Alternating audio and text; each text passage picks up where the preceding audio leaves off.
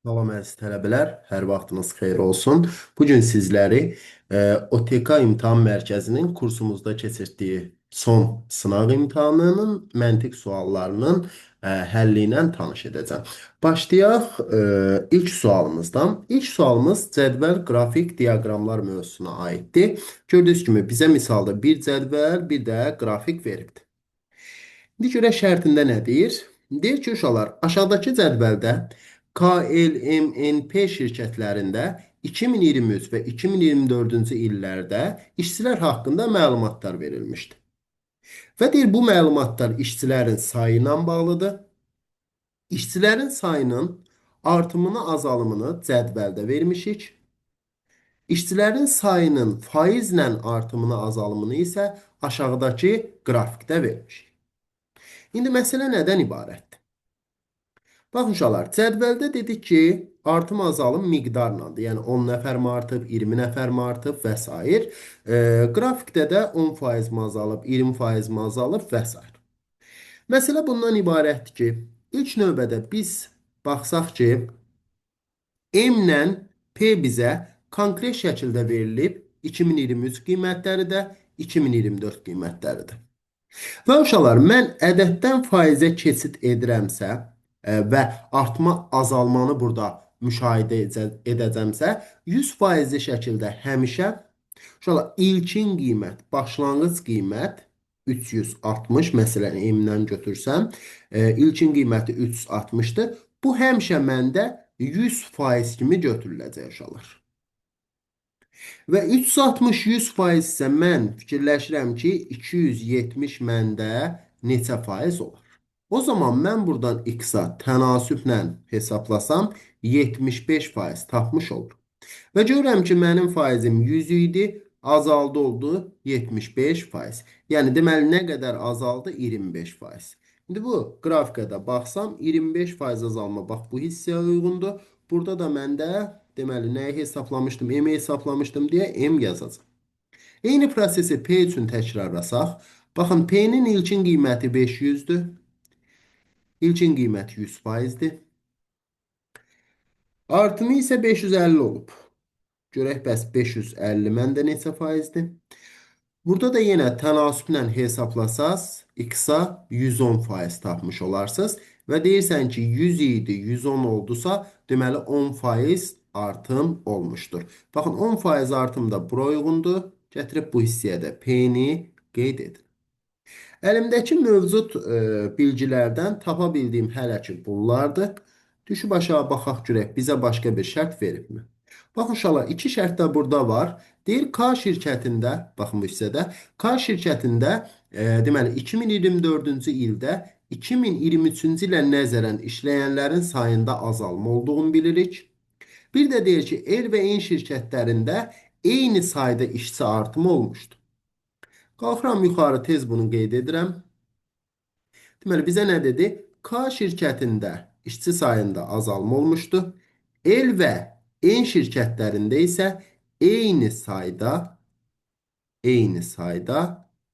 artma olmuşdu. Eyni sayda nə deməkdir? Yəni el 10 nəfər artıbsa, məsələn P-də, daha doğrusu N-də 10 nəfər artmışdır.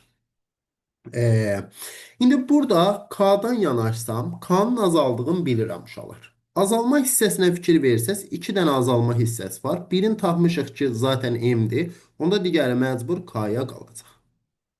İndi L-lə N-ə baxsaq, fikir verin uşaqlar. N-in birinə 20 uyğundur, birinə 12,5 uyğundur. Bunu dəqiq bilmirəm. Ona görə bunu ayrı-ayrı hesablayacağım. Bir dəfə el üçün 20, bir dəfə 12,5. Hər biri üçün. İndi hansı uyğun olsa götürəcəyik. Uyğun olsanı nəyə görə deyirəm? Baxın, deyir axı bunların miqdarları eyni qədər artıb. Məsələn, mən burada eli 12,5% götürsəm, yəni 12,5% artırsam, bu 112,5%-ni tapmaq deməkdir. Yəni 112,5-ə vurub 100-ə bölsəm, elin qiyməti nə qədər olub, sonra artandan sonra 540 olub. Onda mən buradan elə rahat şəkildə 480 götürərəm. Həmçinin uşaqlar, onda enə 20% qalır. 20% artırma 120%-ni tapmaq deməkdir. 120-yə vurub 100-ə bölsəm, neçə olub sonda? 360. Buradan da eni hesablasam, enə də 300 qiymətini tapmış olaram. İndi gətirib burada elin qarşısından 480, deməli enin qarşısından 300 qeyd etsəm uşaqlar, baxın fikir verirsəz ikisində də artım həqiqətən 60 olmuşdu. 480 540, 300 də 360 olubsa, ikisinin də artımı gördüyünüz kimi eyni oldu. Ama mesela ola bilərdi ki, sən birinci elə 20-ni hesablayardın, enə 12,5-i. Onda görəcəkdin ki, artmalar uyğun gəlmir. Məsələn, bu 90 artır, bu 40 artır. Ona görə deyəcəkdin ki, bu hissə uyğunsuzdur. İndi bizim buradan bir dənə K qalıb. K-nı da çox rahat şəkildə tapa bilərsiniz ki, uşaqlar. Baxın, K-nın 20% azaldığını görürük. Məsələn, bura bir X desəm, 2023 qiymətinə. İndi 2023 qiyməti 20% azalandan sonra 420 olur. Deməli, mən X-i 20% azaldıramsa 80%-ni hesablayacağım. 80-ə vurub 100-ə böləcəm. Bərabər edəcəm 420-yə. Onda buradan X məndə nəyə bərabər olacaq? Deməli, tənasüblə baxsam 525 qiymətini almış olan. Bunu da elə silək, yerinə 525 qiymətini qeyd edək. Və salam olar. Bütün bilgilər əldə olundu. Bundan sonra görək bizdən hansı sualları istəyir. 47 nömrəli sualda deyir ki, qrafikdə 2024-cü ildə 2023-cü ilə nəzərən artımı 10% olan şirkət hansıdır? Şöyle 10% olana biz tapdıq. Baxın burada P şirkəti. Yəni düzgün cavabımız D variantı. 48-də deyir ki, 2023-cü ildə K şirkətində neçə işçi işləyib? 2023-də uşaqlar tapdınız ki, K şirkətində 525 nəfər işləyib. Düzgün cavab C variantı. 49'da da bize deyir ki, el şirkətində işçi artımı neçə nəfər olmuşdur? Şunlar deməli, el şirkətində 60 nəfər işçi artımı olmuşdur. 60 nəfər də bizdə D variantına uyğun gəldi. Növbəti sualımıza keçək. Bu da uşaqlar onun kimi 3 suallı blok suallarına aiddir. 3 suallı suallar adətən vaxt aparan olur. Bu da normaldır ki, çünki bir sual həll edərək 3 suala əslində cavab vermiş oluruq.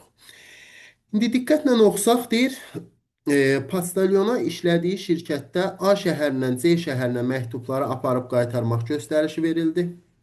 Məlumdur ki, A şəhərindən B şəhərinə eyni uzunluqda 4 yol, B şəhərindən C şəhərinə isə eyni uzunluqda 3 yol var. Bunu eşidən kimi tez mən burada qeyd edirəm. Deməli, A şəhərindən B şəhərinə eyni uzunluqda deyir 4 dənə yol var. Bu yolları da ox işarəsi ilə göstərək. B şəhərindən də C şəhərinə eyni uzunluqda 3 yol var. Bunu sxematik olaraq çəkdim. Daha sonra bize deyir ki, A ve B arasındaki yollardan ikisi 17:00'da bağlanır. Buradan tez qeyd edirəm ki, 17:00 bunu yadımızda saxlayaq ki, bağlanma saatdir və neçə yol bağlanışalar? 2 yol. Gözümüzün qarşısında olsun. Sonra deyir ki, B və C arasındakı yollardan biri isə 16:00 00:00 arasında bağlanır. Yəni 16:00'da bağlanır. Neçəsi? Bir dənəsi. Bunu da buradan qeyd elədim. Daha sonra deyir ki, postalyon A ve B arasındaki mesafəni 3 saata, A ve B burada uşaqlar bu mesafəni 3 saata qət edir. B ve C arasında mesafəni isə 2 saata qət edir uşaqlar. B ve C arasındaki mesafəni isə 2 saata qət edir. İndi son olarak da deyir ki, bu şəhərlər ABC ardıcılığı ilə bir düz xətt üzrə yerləşir. Elə bizim çəkdiyimiz qrafiki demək olar ki. İndi keçək 50 nömrəli testə. Görək testində nə deyəcək? Deyir, əgər postalyon A şəhərindən saat 10:00-da çıxarsa, ən tezi saat neçədə A şəhərinə qayıda bilər? Ən tezi o deməkdir ki, A-nı biz, daha doğrusu postalyonu biz A şəhərindən gedib C-yə, təzədən A-ya gətirməliyik. Ən tez müddət ərzində. Deməli, bu buradan neçədə çıxıb 10-da? Ayşələr, 10-da çıxırsa, B-də neçədə olacaq? 13-də. Düzdür? 3 saatdır da A-dan B-yə qədər olan məsafə. B-dən C-yə qədər də 2 saatdır deyə 15-də olacaq C-dir. İndi saat 15:00-dur, bu C-dədir. Bunu yubatmıram, burada ləngitmirəm, qaytarıram təzədən A-ya tərəf. 2 saata qayıtsa 17:00-da olacaq B-də. Təzədən 3 saatda getsə 20:00-da olacaq A-da. Deməli, ən tez bunu 20:00-da qaytara bilərik. Bəzi tələbələr düşünür ki, bəs burada yollar bağlanırdı, yəni niyə nəzərə almadıq? Uşaqlar, burada bir yol bağlanır, burada iki yol bağlanır.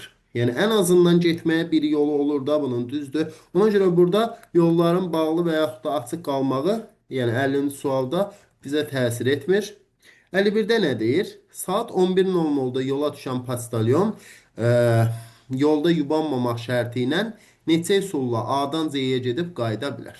Hə, artıq burada neçə üsul dediyinə görə biz nə edirik uşaqlar? Yolların sayının önəmli olduğunu qeyd edirik. Mütləq şəkildə yolların sayı önəmlidir. Mən bu bayaq yazdıqlarımı təmizləsəm.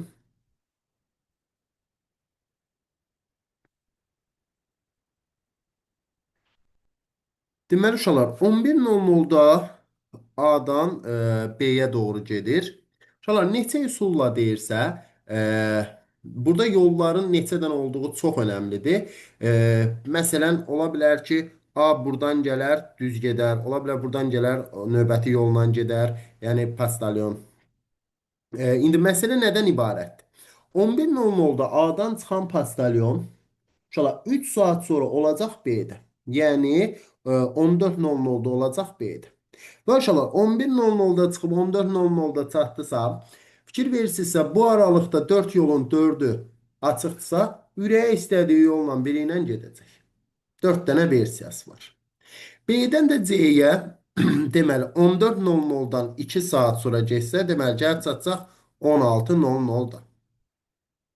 Burada da gördüyünüz kimi uşaqlar 14-dən 16-ya qədər vaxt var deyə 3 yolun üçündən də istifadə edə bilər. Bunları vuracam bir-birinə.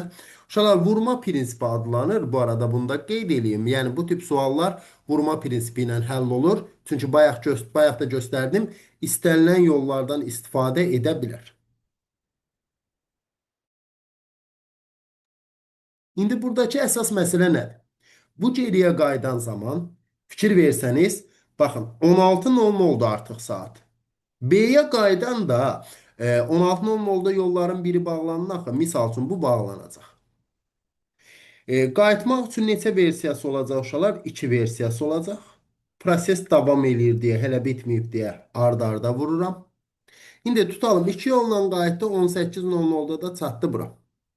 İndi uşaqlar 18:00-dan baxın 17:00-da da burada 2 yol bağlanmalı idi. Məsələn bu 2 yolu bağlasam 2 dənə də B-dən A-ya getməyə versiyası olur. Ürəyə istəyən cür gedə bilər. Ona görə vururam 2-yə. Bu da mənə yeşin olaraq 4 vur 3 vur 2 vur 2 48 cavabını vermiş olur. Bu da məndə şular variantlarda A variantında əks olubdur. Daha sonra 52 nömrəli suala baxsaq. 52 nömrəli sualda bizdən soruşur ki, aşağıdakılardan neçəsi mütləq səhvdir? Uşaqlar fikir versəniz burada yazılanlara bizdən nələri soruşur? Qayda biləcəkmi, qayda bilməyəcəkmi? Bu qayda biləcək, qayda bilməyəcək məsələsi təbii ki, saatla bağlıdır. Yəni yol durubda, yolluğunda. Sadəcə əsas məsələ nədir? O yolu bağlı mı saxlayacaqlar, açıq mı saxlayacaqlar? İndi uşaqlar, bu bağlı açıq məsələsinə fikir veririksə, təbii olaraq bizim üçün A, B, B, C arasındakı bağlılıq maraqlı deyil. Nəyə görə uşaqlar? Çünki fikir verdinizsə orada birində 2 yol bağlandı, birində bir yol bağlandı. Yəni hərəsində yenə 2 dənə yol qalırdı. İstənilən biri ilə qayıda bilərdi. Amma bu tip sualda artıq 52 nömrədə bizə nə maraqlıdır? Baxın bu hissədə qeyd edib saat 21:00-da bütün yollar bağlanacaq. Deməli bu neçə dənə yolla gedir getsin fərqi yoxdur. 21:00 olmamış və yaxud da 21:00-can gəlib məsələn A-dan çıxıbsa A-ya qayıtmalıdır. Yəni da ondan sonra hərəkət etməməlidir. Çünki yolların hamısı 21:00-da bağlı olur uşaqlar. İndi mən burada yenə bayaqki sxemimi qeyd etsəm, A şəhəri, B şəhəri və C şəhəri. Uşaqlar, yolların dediyim kimi önəmi yoxdur burada. Ona görə yolları qeyd etmirəm. Və Bu hissəsi dəyişməz amma A-dan B-yə 3 saata gedir, B-dən də C-yə 2 saata gedir. Bunları da qeyd eləyək. Və uşaqlar, birinci hissəsini oxusam. Deyir postalyon saat 15-də A şəhərindən yola düşsə, həmin gün A şəhərinə qayıda bilməyəcək. Görək bu düzmü deyir, yoxsa səhvmi deyir. Uşaqlar diqqətlə fikir verirsəz, 15:00-da A şəhərindən çıxsa, 3 saat sonra olacaq B şəhərində, yəni 18:00-da. 18:00-dan da 2 saat sonra olacaq C şəhərində, yəni 20:00-da. Ay uşaqlar, bu geri qayıtsa, heç burada lap yubanmadan bunu geri qaytarsaq, deməli 20:00-dan geriyə doğru getsə, 2 saat getsə, burada 22:00 olacaq. Axı 21:00-da bütün yollar bağlanırdı. Bu gedib qayıda bilməyəcək. Onda deməli birinci düz deyirmiş. Həqiqətən 15:00-da A-dan çıxsa, bu geriyə qayıda bilməyəcək uşaqlar. Ona görə biri təsdiqlədik. İndi keçək o birisilərə.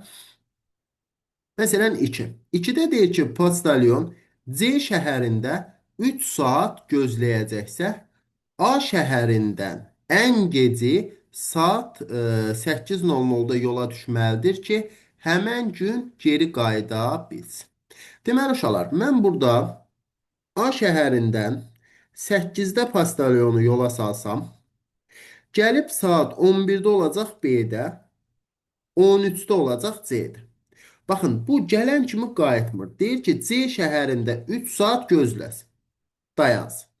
İndi bunu C şəhərində 3 saat yubatsaq, 13:00 idi, olacaq 16 uşaqlar. 16:00. İndi bunu geri qaytarırıq.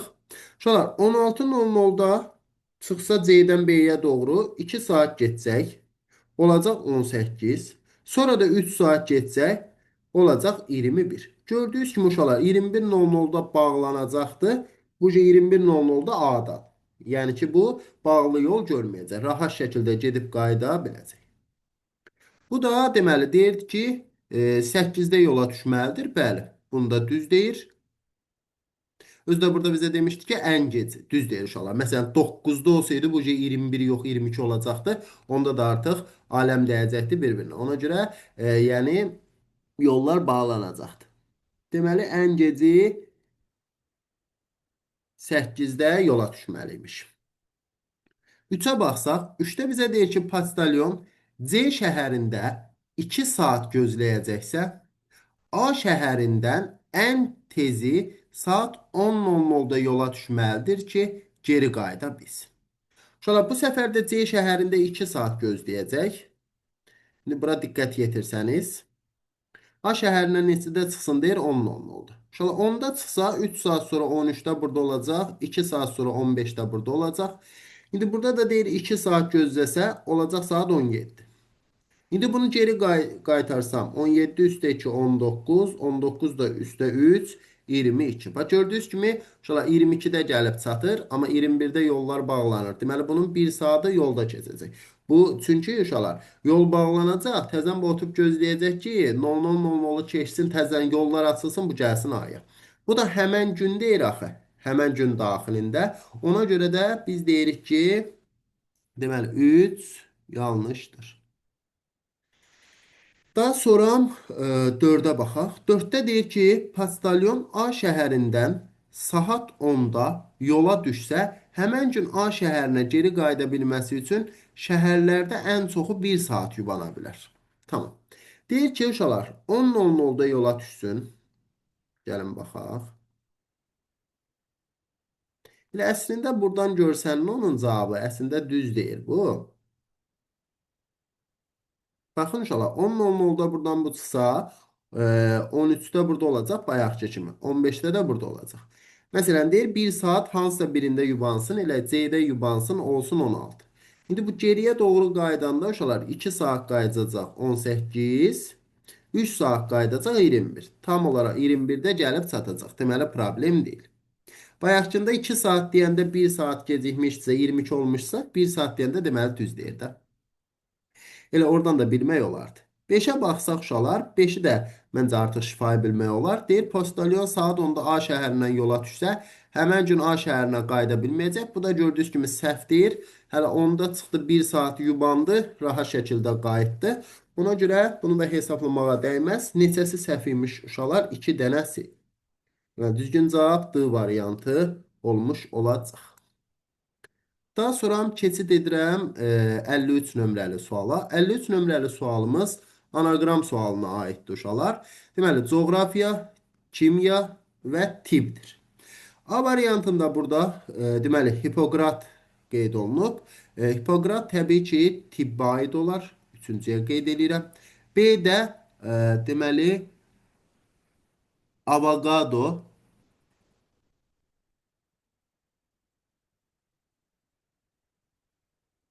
Avogadro, düz dedim deyəsən. Avokado dedim bayaq. Amma R da var burada. Avogadro. Avogadro uşaqlar kimyaçıdır. Xatırlayırsınızsa Avogadro ədədi də var idi. Düzdür, fizikada da istifadə olunur, amma əsas kimyadır və elə burada da kimya var. Ona görə B yazıram. Sonra Kolumb. Kolumb səyyahdır uşaqlar. Amerikanı ilk kəşf eləyən. Deməli bu coğrafiyaya aiddir. C. Daha sonra Magellan. Magellan da məşhur tanınmış səyyahdır. Bir də uşaqlar Mendeleyev. Mendeleyev də bizdə yenə kimyaya aid olar. Elementlərin dövrü cədvəli ilə tanınır əsasən. İndi bu da bizdə uşaqlar fikir versəz D variantına aid olmuş olar. Daha sonra baxıram 54 nömrəli testimizə. Uşaqlar 54 nömrəli testimiz ardıcılıqdır. Nisbətən çətin ardıcılıqdır. Diqqətlə baxsaq, artma azalmaları qeyd eləsəm uşaqlar 2 artdı. 8 arttı. 20 arttı. 30'dan 68'e 38 arttı. 68'den de 130'a deməli uşaqlar deməli 62 arttı. İndi bunların üstlərinə fikir versəz, uşaqlar, üstləri 6-6 fərqlə gedir. Baxın, 2-dən 8-ə 6-dır. Sonra 8-dən 20-yə 12-dir. 20-dən 38-ə 18-dir. Deməli, 38-dən 62-yə 24-dür. Deməli, uşaqlar, elə bir ardıcılıq oldu ki bu. Üstləri də öz aralarında bir qayda, qanuna uyğunluq təşkil edir. Onda mən 24-ü də 6 artıraram. Bu isə eləyər 30. İndi 62'ni 30 artırsam eder 92. Və uşaqlar, mən 130'u 92 artırsam mənə neçə verər? 222 B variantı. Sonra baxıram 55 nömrəli sualımıza. 55 nömrəli sualımızda deyir ki, 18 dənə oyun zərindən istifadə edilir və şəkildəki kimi düzülmüşdür. İndi deyir ki, alınan paralelipipedin daxilində aralarda qalan üzlərin xalları cəmini tapın. Şöyle aralarda qalan deyir, yəni kənarlarda görsənənin heç birini nəzərə almır. Bəzən tələbələr elə bilir ki, ancaq bizə baxanlar yoxşalar. Bunun kənarda qalan hələ 3 tərəfi də var. Bax, onları da biz çıxmalıyıq ki, ancaq daxildə qalan hissələr nəzərə alınsın. İndi burada deyir ki, qarşı üzlərin cəmi 7-dir. Arkadaşlar, qarşı üzlərin cəmi 7-dirsə, mən buna belə yanaşacağam ki, baxın, bu tərəfi üzdürsə, 3-dürsə, deməli, onun qarşı üzü, bax, tam əks tərəfi cəm 7 olmalıdır axı deyə, bir üzü 4 olar. Düzdür? Və 4 olarsa, bura 4'ü qeyd elədim. İndi bura 2-dirsə, bunun qarşı tərəfi, baxın, burada görsənməyən üzü neçə olar uşaqlar? 2-dirsə 5 olar. 7 olmalıdır cəmi ona görə. Sonra uşaqlar, yuxarı 1 yazıbsa, bunun qarşı üzü, yəni ən aşağısı 6 olar ki, cəmi yenə 7 olsun. Daha sonra uşaqlar, bir zərin üzərində hansı rəqəmlər oldu? 1, 2, 3, 4, 5 və 6. Bunları opşi cəmləyirəm ki, görün bir zərdə ümumi neçə dənə nöqtə var hələ. Cəmləyirəm 21 alıram. Bu uşaqlar 21'i vuracam mən 18'e. Niyə 18'e? Çünki mənə özü deyir ki 18 dənədir bunun sayı. 21'i 18'e vuranda mən alıram deməli 378. İndi uşaqlar 378 ümumidir. Bundan mən çıxmalıyım. Nələri çıxacam uşaqlar? Bu kənarlarda görsənən rəqəmlər, görsənən üzlər. Birinci növbədə lap görünənləri çıxsaq, bura 3 yazılıb uşaqlar. Baxın, bu isə 3. 3'dən neçə dənədir? Bax, saysanız bu üzü 9 dənədir. 3 vur 9, Yəni buradan səliqəli yazaq. 378 çıxılsın 27. Bu hissəni saydıq. Sonra keçirəm sol tərəfə. 2-dir. 2-dən gördüyünüz kimi 6 dənədir. 2 vur 6. Yəni burada elədi çıxıram 12. Sonra uşaqlar çıxılsın. Yuxarı 1-dir. 1-dən də 6 dənədir. 1 vur 6. Buranı da çıxdım. Elə 6. Çıxılsın. Bir də yan tərəflərinə baxaq. Uşaqlar burada 9 dənəsə qarşısında da 9 olacaq. 4 vur 9. Deməli 36 çıxmalıyam. Bu tərəfində uşaqlar gördüyünüz kimi 6 dənədir. 5 vurulsun 6, 30 çıxmalıyam. Bu tərəfində də deməli uşaqlar alt hissəsində də 6-dır. Bir rəqəm, belə deyək, nöqtə sayı və sayı da elə özünün də 6 deyə 6 vur 6, bir də 36 çıxmalıyam. Bu da bizə neçə verər uşaqlar? 231 cavabını C variantı. Məncə ən rahat üsulu bu formadadır. Daha sonra baxırsınız 56 nömrəli test tapşırığına. Uşaqlar şəkil analogiyası mövzusuna aiddir. Baxın, birinci şəkildən ikinci şəkilim necə alınıbsa, 3-dən də 4-ü eyni qaydada tapmalıyıq. Məsələn, ilk diqqətimi çəkən o oldu ki, qulaq hissələrinə fikir versəz, uşaqlar aşağı düşüb onlar qarşı-qarşıya, yəni eyni olduğu yerdən aşağı düşüblər. İndi burada da bizdə dairələr aşağı düşsə, elə baxan kimi D variantı, Y variantı, C variantı gedir. Çünki aşağıda dairə yoxdur. İndi A ilə B-nin arasında qaldımsa, hər birinə bir-bir baxmayacağım uşaqlar, fərqli yerinə baxacağam. Elə qulaqları fərqlidir gördüyünüz kimi. İndi nümunədə baxsaq, qulaq hissəyə aşağıdakılar qalxır. Bax uşaqlar, biri sola gedir, biri sağa. Onda bizdə də aşağıdakı romplar qalxsa, biri sola, biri sağa, deməli olacaq düzgün cavabımız B variantı. Daha sonra keçid edirəm növbəti sualımıza. Növbəti sualımız hesab əməlləri ilə bağlı çox-çox sadə bir sualdır. Kitabın deyir, cəminin ən kiçik mümkün qiymətlərini tapın. Şunlar ən kiçik deyirsə bacardığım qədər kitabın hərflərinə ən kiçik qiymətləri verəcəm. Məsələn, B-dan başlasaq, çünki toplamaya ən axırdan başlamalıyam. B-ya 1 deyəcəm. B-ya 1 desəm, uşaqlar alacam K-ya 5. Daha sonra A'ya 2 deyəcəm. Çünki 4 dənə 2-ni toplasam 8 eləyər. T'ya 3 deyəcəm. İ'yə 4 deyəcəm. K'ya da 5 deyəcəm. Və sulam gördüyünüz kimi ödədi və ən minimal qiymətlər bunlar oldu. Yəqin ki, bunu hər biriniz tapmısınız deyə düşünürəm. İndi bu kitabın hərflərini də toplasaq, cəm şəklində bizə neçə verər uşaqlar? Deməli, 15. Bu da D variantı olar. Daha sonra 58. 58 tipli suallara şəkil ardıcılıqları deyirik. Şəkil ardıcılıqlarında uşaqlar çalışın hər bir fiqura ayrı-ayrı baxın. Məsələn, ulduza baxsaz, ulduz sağa dəqiqəvi istiqamətdə hərəkət edir uşaqlar. Baxın, buradaydı, keçib sağ tərəfə, baxın buradadır. Sonra düşüb aşağı, baxın buradadır. İndi buradan hara keçəcək? Sol tərəfə keçəcək. Yəni, ya Y-dəki kimidir, ya da B-dəki kimi. İndi yenə B-yə baxsaq, elə üçbucaq fərqlidir. Üçbucağa baxsaq, birbaşa cavabı tapa bilərik. Üçbucaq necə hərəkət edir uşaqlar? Diqqətlə fikir versəniz, baxın burada. Deməli, üçbucaq burada yuxarıdadır, keçib düz paralelinə, yəni qarşısına. Təzədən buradan yenə 3-ə keçəndə qayıdıb geri. İndi buradan nə edir uşaqlar? Düşüb aşağı. Yəni, ancaq qarşı-qarşıya hərəkət edir. Yuxarı aşağı, yuxarı aşağı. Bizdə olan formada isə aşağıda olacaq deyə mən B variantını götürmüş olaram. Daha sonra baxıram 59 nömrəli suala. 59 nömrəli sualımız analogiya sualıdır, yəni uyğunluq sualı. Bu tip suallarda əsasən demişdik ki, cümlə qurmalıyıq. Cümləni belə quracam ki, avtomobil şossedə hərəkət edir, qarajda qalır. Burada da uşaqlar insan səkidə hərəkət edir, mənzildə qalır. Digər variant çox uyğunsuzdur. Daha sonra 60 nömrəli testə baxsaq, uşaqlar bu tip sualların adı deformasiya sualıdır. Şəkil əlaqələri mövzusuna aiddir. Və biz bu tip suallarda nə edirdik? Buradakı dairələri, topları nömrələyirdik uşaqlar. Nəyə əsasən? Ondan çıxan xəttlərin sayına əsasən.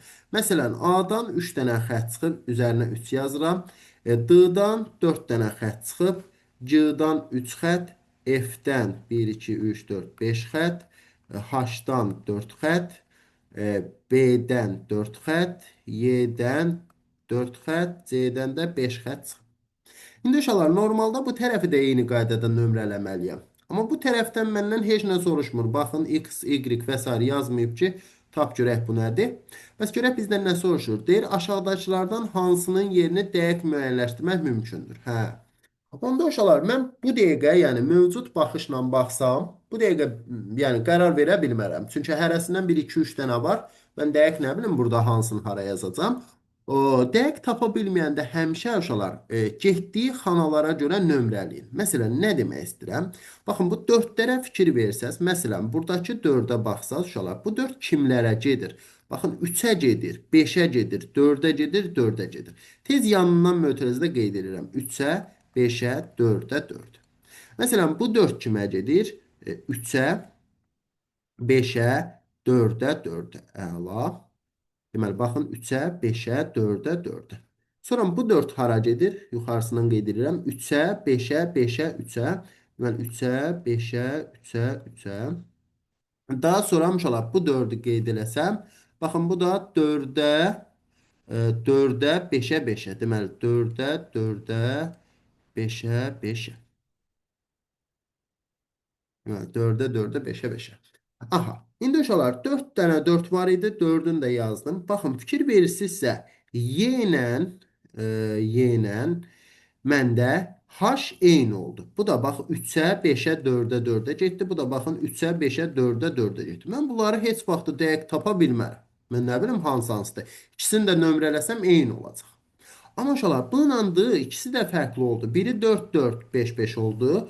Biri 3, 5, 3, 3 oldu. Onda mən d-nı da, b-nı da rahat tapa bilərəm. İndi variantlarda d yoxdur deyə b-nı götürürəm. Digərlərini nömrələsəz, görəsiz ki, 3-lərin nömrəsi eynidir, 5-lərin nömrəsi eynidir. Yəni onları ümumiyyətcə tapmaq olmur uşaqlar. Daha sonra 61 nömrəli sualımıza keçid edək. Ehtimal sualıdır uşaqlar. Ehtimalın ümumi bir düsturu var. Əsas tərkib düsturu budur. Ehtimal bərabərdir əlverişli halların sayı bölünsün ümumi halların sayına. Əlverişli uşaqlar həmişə bizdən soruşduğu saydır. Ümumi də bütün mümkün olan halların sayıdır. İndi uşaqlar deyir bir dənə qutudur. Qutunun içərisində 3 dənə mavi, 4 dənə çəhrayı top var. Əla. Deyir hər dəfə torbadan bir top götürülüb, əvəzinə digər rəngli top Bizə dəqiqə. Hər dəfə torbadan bir top götürülür və əvəzinə digər rəngli bir top əlavə edilir. Hə, başa düşdüm. Deməli, məsələn, mavi götürdünsə, mavinin sayı azalacaq. Yerinə deyir bir dənə də əlavə çəhrayı atacaq qutuya. Tamam. İndi nə deyir? Deyir, bu torbadan ixtiyari götürülmüş birinci top mavi olarsa, götürüləcək ikinci topun çəhrayı olma ehtimalını tap. Deməli, uşaqlar, yenə qutumu seçirəm. Baxın 3 dənə mavi var idi. Artıq birini götürdüm deyir. 2 mavi qaldı. İndi mavi götürdüm deyə digər rəng, yəni çəhrayıdan birini atmalıyam. Onda 4 idi, 5 dənə çəhrayı olur. İndi deyir növbəti dəfə deyir. Əlimizi salıb buradan kürəcik çıxartdıqda, top çıxartdıqda deyir onun çəhrayı olma ehtimalını tap. Uşaqlar düsturun buydu. Əlverişli bölü ümumi. Əlverişli bizdən soruşduğudur. Çəhrayıdır, 5 dənədir. Ümumi də 5, 2, 7 dənədir uşaqlar. Deməli, düzgün cavabımız B variantı olmuş olar. Daha sonra keçid edirəm 62 nömrəli test tapşırığına. Uşaqlar, baxan kimi görsənir ki, kənardakı ədədlərdən ortadakı ədəd alınmalıdır. Fərqli yerdə verilib, cavabın yeri olduğunu hiss elətdirib bizə. Onda biz nə edirik uşaqlar? Baxın, yadda saxlayın. 4 və, daha doğrusu 3 və daha çox ədəddən bir dənə ədəd alırsansa, həmən digər ədədləri ilk növbədə topla. Bax, sizin bu qızıl qaydalarınızdan biri olsun. Məsələn, indi burada kənarda mən 5 dənə ədəd görürəm. Bu 5 ədədi birinci toplayacağam. Sonra da qruplaşdıraram, vuraram, o sonranın işidir. İlk növbədə toplamalıyım. İndi bunları toplasam uşaqlar, baxım görüm nə alıram. Deməli 22, bu da 6, 28, deməli 35, 40. 40 eləyir. 40-ı necə 8 eləyərəm uşaqlar? 5-ə bölərəm. Burada da kənardakı ədədləri toplasaz 55 eləyəcək. 5-ə bölsəz 11 edəcək. Burada da kənardakı ədədləri deməli toplasaz 45 eləyəcək. 5-ə bölsəz 9 cavabını tapmış olarsınız. Daha sonra 63 nömrəli testə keçirəm. 63 nömrəli test. Yenə analogiya sualdır. Yəni 1-dən 2-yə keçiddə nə edibsə eynisini tətbiq eləməliyik. Baxın uşaqlar, burada dairə burada deməli düzbucaqlı vermişdi. İndi onların yerləri boşdur. Yəni bunları çıxardıq buradan. Bunu başa düşdük. Və çıxardandan sonra şaquli simmetriya verib uşaqlar. Baxın elə bir üzü aşağı buna güzgü verib. Əgər bunda problem yaşayan olsa, bir vərəqin üzərində qeyd eləsin, vərəqi tərsinə üz aşağı çevirsin, görəcək həqiqətən bu versiyanın aldım. Baxın, bu yuxarıdaydı, aşağı gəlib, bu aşağıdaydı, yuxarı qalxıb və s. İndi burada da uşaqlar yuxarıdan dairəni aşağıdan kvadrat çıxardıb üz aşağı güzgü versək, tamamilə B variantı bizdə alınmış olur. 64 nömrəli sualımız kub sualdır. Kubun qapanışlarını verib bizə və açılışını istəyir. Təbii ki, bu verdiyi 2 kub 1 kubdur. Sadəcə müxtəlif versiyadan görüntüsüdür. İndi burada uşaqlar kubun 6 üzünün 6-sı da qeyd olunur. Mən nə edəcəm? Variantlarda bunları bir yerə yığacam. Bu üçünü də bir yerə yığacam, bu birisi üçündür. Birinci növbədə elə bir yazılanı silərəm. Çünki uşaqlar, bura diqqətlə fikir versəniz, burada baxın, üçbucaqla ox işarəsinin qarşı üz verib, düşman üz verib. Mən düşman deyirəm bunlara. Düşman üz verib. Amma onlar gördüyün kimi qonşudurlar. Yəni qonşuları düşman verə bilməz deyə çıxıram. 2-yə baxsaq uşaqlar, 2-də deməli, məsələn, bu üzə fikir versəz, bu 3 dənə üz. Niyə buna baxdım birinci? Baxan kimi gördüm ki, bunlar yanbayandılar uşaqlar, fikir verin. Bunları aşırıda fırlama ehtiyac yoxdur. Üzrü səhv çəkdim. Deməli, idi, aydı, C-dir. İdi, aydı, C-dir. Hə, yox, heç bunlar da yanaş deyilmiş. Onda heç nə. Ürəyim istəyən birini götürəm. Elə bunu dairələmişəm. Bunu götürək. Deməli, idi, aydı, C-dir. Bax, i ilə, deməli, ay buradadır uşaqlar gördüyünüz kimi. İndi C-ni də bunların yanına gətirsəm. Baxın uşaqlar. C-ni bir dəfə aşırdıb ayın yanına qoysam. Baxın, bu hissəyə gətirsəm. Deməli, C burada bu formasında duracaq. İndi mən bu 3 dənə üzümə baxsam. Bax, bu 3 dənə üzümə baxsam. Görüm, həqiqətən budur. Uşaqlar, buna baxmaqdan ötürü mən bunu çevirib tərsdən baxmalıyam. Bunu çevirib tərsdən niyə görə baxıram? Baxın, burada i yuxarıda, bunlar aşağıdadır axı. İndi burada tərsinədir. Bunu görməliyəm. Onda əlinizdəki məsələn elə telefonu bir dənə tərsinə çevirsəz bunu görmüş olarsınız. Həqiqətən də yəni düzdür, qızıl kimidir. İndi burada digərinə də mütləq baxmalıyam. Bəzən tələbələrdə ən böyük yanlışı olur ki, bunu yoxlayır, həfsi düzsə cavabı götürür, yox uşaqlar. Mütləq üçünü də yoxlayır. Məsələn, burada baxın səhvlik olacaq. Bu deməli oxu olduğu kimi aparıb qoysam, bu qaydanı siz bilirsiniz, üç bucağın yanına olduğu kimi. Haşı da aşırsam bunların yanına, məsələn, gətirsəm bu tərəfə. Baxın uşaqlar, indi bu 3 dənəsinə fikir verin. Baxın, bu işarələdiyim 3 dənəyə fikir verin. Buna da sol tərəfdən baxmalısınız. Çünki uşaqlar, burada H üstdədir. H-ın yuxarıda olması üçün, məsələn, buralığı bir dənə təmizləyək. Hə, H-ın yuxarıda olması üçün uşaqlar, bax bu işarələdiyim 3 dənə üzü, üçünü birdən sola 90 dərəcə dikətsəniz. Bir dəqiqə. Aha, qələmimdə problem oldu. Aha, baxın bu üçünü birdən sola 90 dərəcə dikəsəniz, görərsiniz ki, uşaqlar, üçbucaqla oxun geri səhv dəyişikdir. Hə, oxu bu tərəfdə, üçbucağı bu tərəfdə versəydi, hə, problem yox idi. Amma gördüyünüz kimi sol sağ məsələsi var. Yenə də uşaqlar, bu məsələdə siz nə edəsiniz? Əgər onu təsəvvür edə bilmirsinizsə, o fırlanma hissəsini, o zaman kitabı çevirin, telefonu çevirin, elə bir dənə sola 90 çevirsəz, rahat şəkildə görəsiniz. Mesela pozanımız işləmədi. Bir dəqiqə.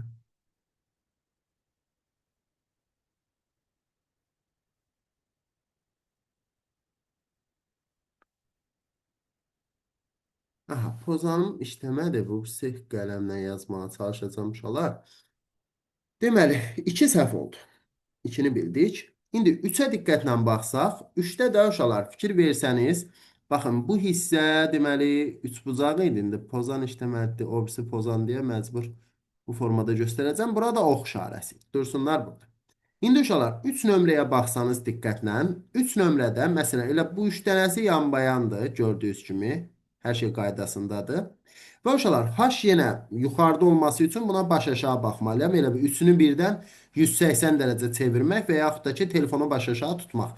Həqiqətən bunun olduğunu görəcəksiniz uşaqlar. Həmçinin bu 3 dənə də çox rahatdır. Yəni burada bir yerdədir. Buna da elə diqqət yetirsəz, eyni bizim koddur. Yəni formaları, bir-birinə baxış istiqamətləri, hər bir şey qaydasındadır. Sonra uşaqlar 4 nömrəyə fikir versəniz, 4 nömrədə də baxın bizdə üçbucaq H ox işarəsi idi. Deməli, ox işarəsinin olduğu üçün bunların yanına gətirsəm, həqiqətən baxsaz uşaqlar bu 3 dənə üz məndə baxın buradakı 3 dənə üzdür. Burada da uşaqlar fikir versəniz deməli məndə i idi, a idi, bir də c hərfi idi. İni də aşırda bura gətirsəniz bir dəfə aşırsaz belə, bir dəfə aşırsaz dik durar. Həqiqətən də bizim 3 dənədir.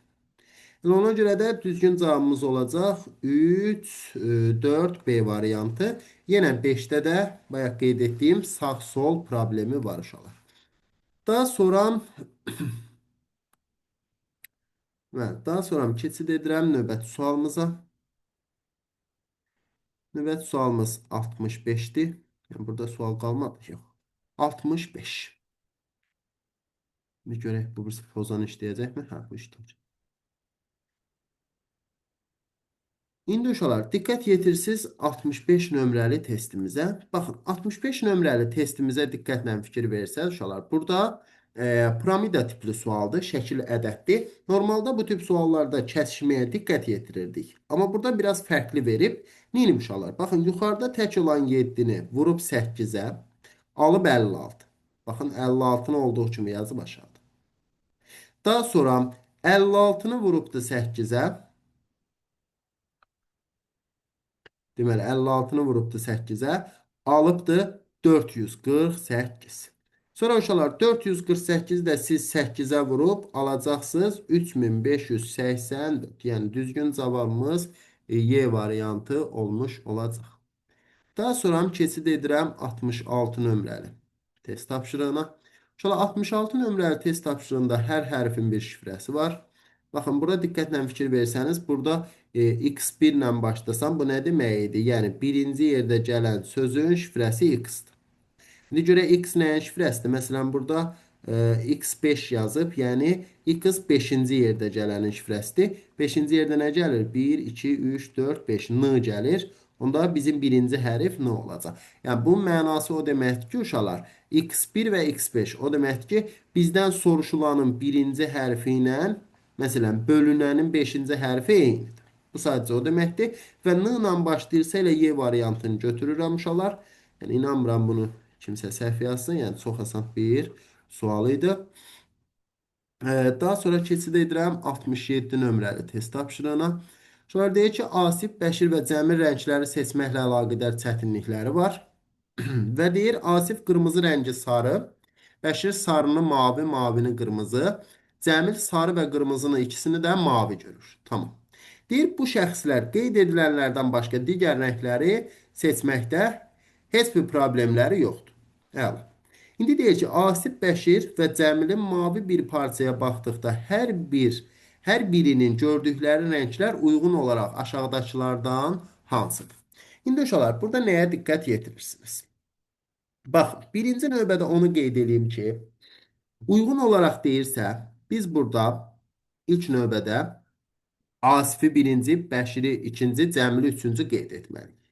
İndi Asifdən başlayıramsa, bunlar hamısı mavi parçaya baxırlar uşaqlar. Deyir, mavi bir parçaya baxırlar. O zaman mavi parçaya baxırlarsa, Asifə baxsam uşaqlar, Asif bir dənə qırmızını sarı kimi görür. Digər deyir, rənglərdə problem yaşamır heç biri. Onda Asif də yaşamayacaq. Maviyə baxırsa elə onu mavi kimi görəcək. Ya A-dır, ya da D-dir uşaqlar.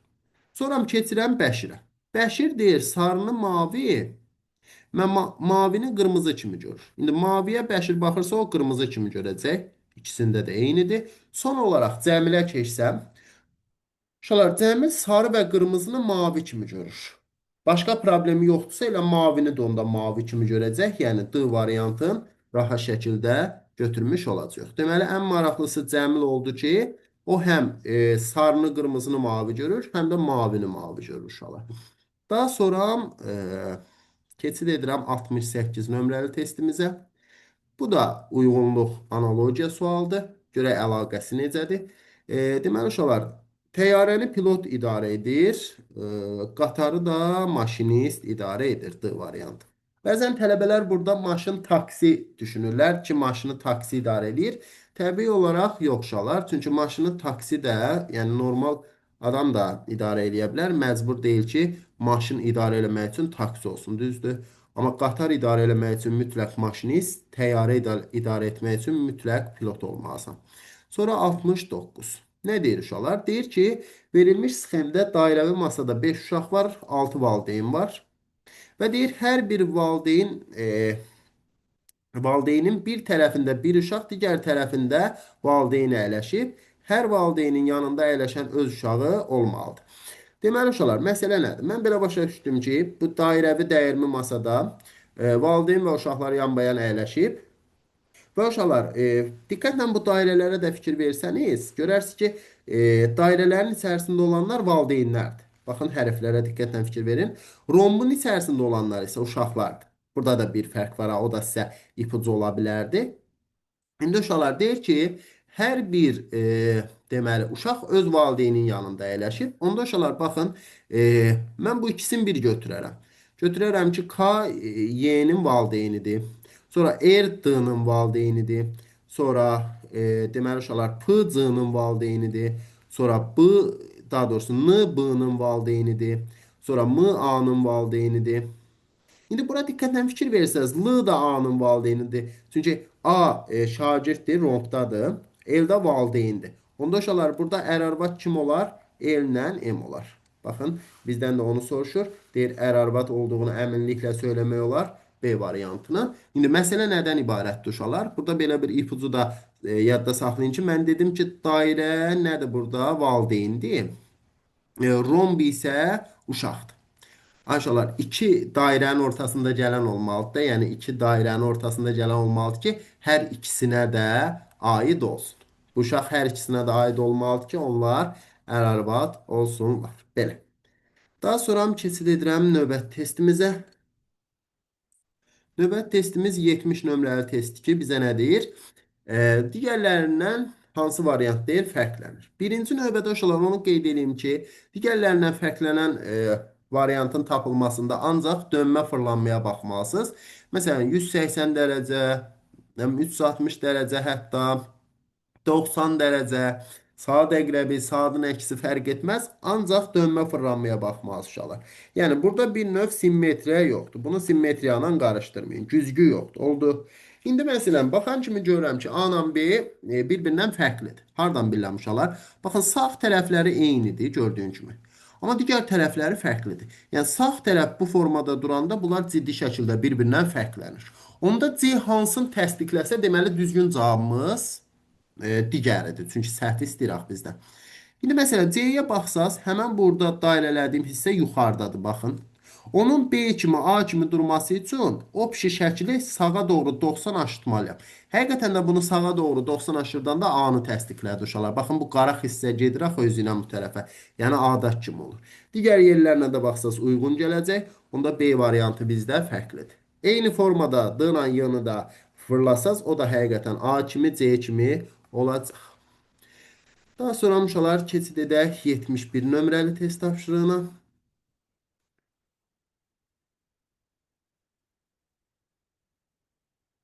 71 nömrəli testimiz cədvəllər mövzusuna aiddir və maraqlı bir sualdır.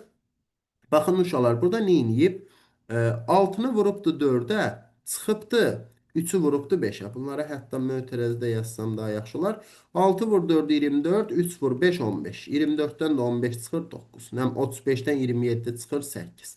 İndi bizdə 3 vur 9 27-dən 4 vur 5 20-ni çıxıb neçə alar uşaqlar? 7 B variantı alar.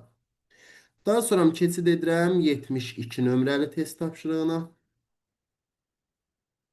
72 uşaqlar əslində şəkil cədvəllərinə aiddir. Düzdür, burada cədvəl yoxdur. Amma biz deyirik ki, uşaqlar bəzən Cədvəl xəttlərini verməyəcək. Siz sxematik şəklə baxan kimi bilməlisiniz ki, şəkil cədvəldir. Niyə bunu bu formada qeyd edirəm? Çünki şəkil cədvəllərində bizim ən işlək qaydalarımızdan biri hərəsindən 3 dənə idi uşaqlar. Hərəsindən 3 dənə. Hərəsindən 3 dənə qaydası nə deməkdir? Hər sətirdə hər formadan 3 dənə verilirdi. Bax, məsələn, bu sətirdə x var gördüyün kimi. Sonra burada da bir dənə x var.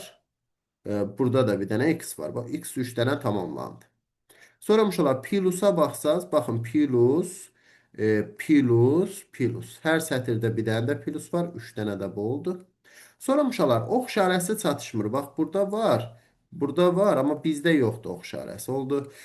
İndi üçbucağa baxsaz uşaqlar, üçbucaqdan da baxın 3 dənədir. Sonra bu plus kimi işarəyə baxsaz 3 dənədir, amma bu vərəq kimi işarədən 2 dənədir. Deməli bizdə də Y variantı vərəq kimi işarə olmuş olacaq. Daha sonra keçid edirəm 74 nömrəli testimizə. 74 nömrəli testimiz hissələrin xəyalən, fikrən birləşdirməsidir.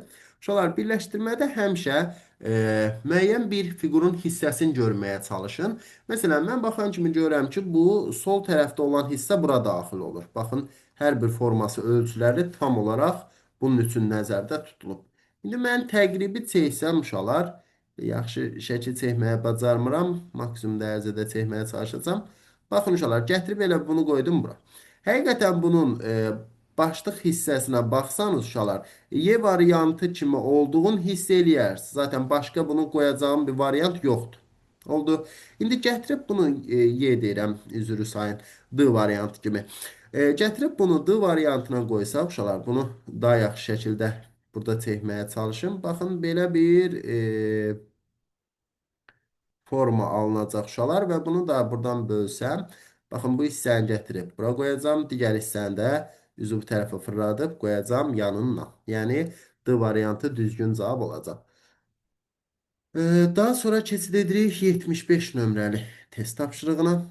Uşaqlar, cədvəllər mövzusuna aiddir yenə. Biz bunlara əlaqələndirilmiş cədvəllər deyirik. Niyə görə? Çünki məsələn, burada da A var, burada da. Bu ikisi de eyni adı uşaqlar. Başqa cədvəllərdə olsa da ikisi də eyni oldu. Ona görə biz bunlara əlaqəli cədvəllər deyirik. Birinci cədvəlim toplama, ikinci vurmadır. İndi kəsişməyə baxıb köçürsək, toplama hissəsində B bərabər olacaq 2A-ya, uşaqlar C bərabər olacaq 2B-yə. Vurma hissəsində B bərabər olacaq A kvadratına, C bərabər olacaq A vur B-yə. Şöyle bura baxsanız, baxın, B-nin qiyməti həm 2A-dır, həm A kvadratdır. Onda mən 2A-nı A kvadratla bərabər edə bilərəm. Burada A-lar ixtisar geçsə, elə mən A-ya nə tapıram? 2. A 2-dirsə, uşaqlar, B də 2A-dır deyə 4 olur. C də 2B-dir deyə 4 vur 2, 8 olur. Və bunları toplasam 2, 4, 8 kimi yekun cavab olaraq 14 almış olaraq. Daha sonra keçid edirəm 76 nömrəli test tapşırığına. Baxaq görək bizdən nə istəyir. Uşaqlar, 76 nömrəli test tapşırığı yenə piramida tip sualdır və bunun şərti biraz fərqlidir. Nə deyir bizə? Deyir, aşağıdakı qrafikdə xanalarda yazılan natural ədədlərdir. Əgər iki qonşu xanada yazılan ədədlərin hər ikisi təkdirsə, onda onlar toplanıb oxların göstərdiyi xanada yazılır. Qalan bütün hallarda isə böyükdən kiçik çıxılır.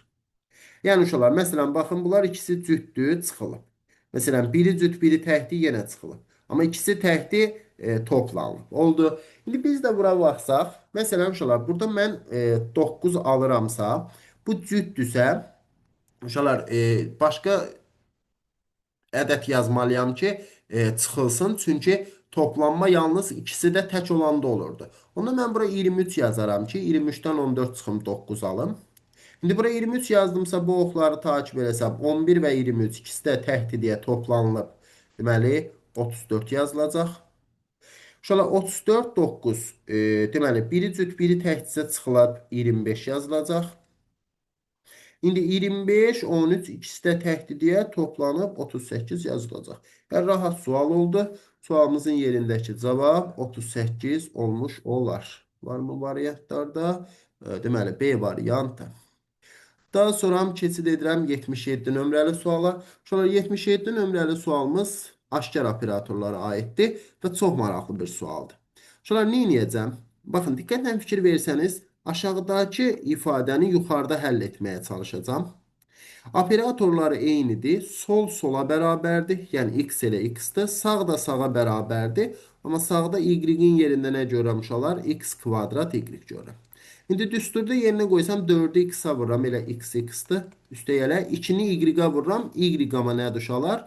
2 vura y-in yerinə x kvadrat y yazacağım. Baxın, bunu həll elədim. Burada düsturda qoyub bərabər etməliyəm qiymətinə. Yəni 8 çıxılsın 2y. Bunu da uşaqlar yüngül sadələşdirsəm 2 vurulsun x kvadrat y bərabərdir. 4x-i bu tərəf atsam, bu da eləyəcək 4x çıxılsın 2y. İndi uşaqlar 3 4-ü soruşur. X məlum, y məlum. 2 vurulsun x-in yerinə 3, y-in yerinə 4 yazacağım. 4-ü 3-ə vururam 12 çıxılsın. 2-ni 4-ə vururam 8. Onda 2 vurulsun 3 operator 4 bərabər olur 4-ə. 3 operator 4 də bərabər olur 4 bölü 2 2-yə. Çox maraqlı bir aşkar operator sualı idi. Daha sonra keçid edirəm 78 nömrəli testimizə. 78 uşaqlar hissələrə bölünüb. Gördüyünüz kimi bir neçə hissə verilib burada bizə. Burada demişdik ki, həmişə saylarla bağlı olurdu. Uşaqlar birinci hissə ən kənardakının sayıdır. Baxın 4 dənədir. Məsələn, burada da baxın 4 dənədir. Fikir verirsinizsə, ən kənardakı. İkinci hissə sayıdır uşaqlar. Baxın, burada 4 dənə hissə var. Burada 5 dənə. Yəni, özüm ikisindən göstərirəm ki, həm göstərirəm, həm ispat edirəm. Sonuncusu bir dənə qaraların sayıdır uşaqlar. Burada bir qara var, burada 3 qara var. Elə birbaşa sualıma keçsəm, ən kənardakı gördüyünüz kimi 6-dır uşaqlar. 6. 3 hissəyə bölünüb. Qara olanın da sayı bir dənədir. 6, 3, 1 bizə D variantını vermiş olar. Daha sonra keçid edirəm 79 nömrəli sualımıza. 79 nömrəli sual. Şuna mən sizə dəfələrlə demişəm ki, böyük şəkillər gördükdə, xüsusilə də şəkil ədəd əlaqələrində bunu plus kimi 4 hissəyə ayırmalısınız. Baxın, 1, 2, 3, 4. Və hər bir hissəsinə ayrı-ayrı baxacağım. Şunlar nəticə harda olurdu? Kəsişmədə. Məsələn, 5 kəsişmədir. 12 ilə 13-ün kəsişməsində. Neyini uşaqlar? 12 ilə 13-ü toplayıb 25, kök alıb 5. Məsələn, 2 ilə 7-ni toplayıb 9, kök alıb 3. Baxın burada. İndi biz də 16 ilə 20-ni toplayacağıq 36, kök alıb sualın yerinə 6 qeyd edəcəyik. Yəni, bunu bölməsən, hissə-hissə baxmasan, işin çox çətin olar. Daha sonra 80 nömrəli testimiz. Şunlar 80 nömrəli testimiz mühakimə sualdır. Mühakimə sualında yadda saxlayın ki, verilən cümlədən qətiyyən kənara çıxa bilmərəm. Yəni, özümdən nəsə sözlər qoşa bilmərəm. Məsələn, mənim üçün doğru ola bilər. Amma şunlar sözün cümlənin içərisində yoxdursa, onu qətiyyən götürmək olmaz. İndi nədir? Deyir, verilmiş cümlə haqqında hansı mühakimə yürütmək olar? Cümlədə deyir ki, yazıcı son hekayəsində daha çox uşaqlıq xatirəsindən əks etdirmişdir. Xatirələrini əks etdirmişdir. Şunlar düzgün cavab elə A variantı olarda yazıcının başqa əsərləri də var. Düz deyir də ən son əsəri deyirsə, yəni burada son əsəri deyirsə, deməli əvvəl də olub da bunun əsərləri. Vəssalam. Digərlərini həqiqətən oxusaz da görəsiniz ki, çox dəxilsiz, çox mənasız variantlardır. Yəni orada yazılanla heç bir əlaqələri yoxdur. 81-ə baxsaq, uşaqlar 81 uyğunluq sualıdır əslində, amma anagram versiyada sözlər verilib. Anagram nə idi? Hərflərin yeri dəyişik formada. Uşaqlar birinci söz sərnişindir, bu da avtobusdur. Deməli, sərnişin avtobuslarla daşınır.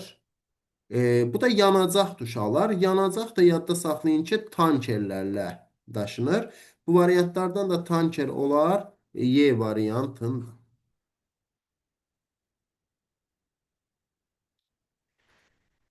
Sonra baxıram 82 nömrəli testdə. Uşaqlar elə bu bizim kitabın sualıdır. Master School'un kitabının sualı. Ümumiyyətcə A variantı olmaz uşaqlar, boşluğu çoxdur və bunun açılması necə olacaq uşaqlar? Baxın, diaqonal üzrə qatlanıbsa, diaqonal üzrə açılacaq. Bunu niyə dedim?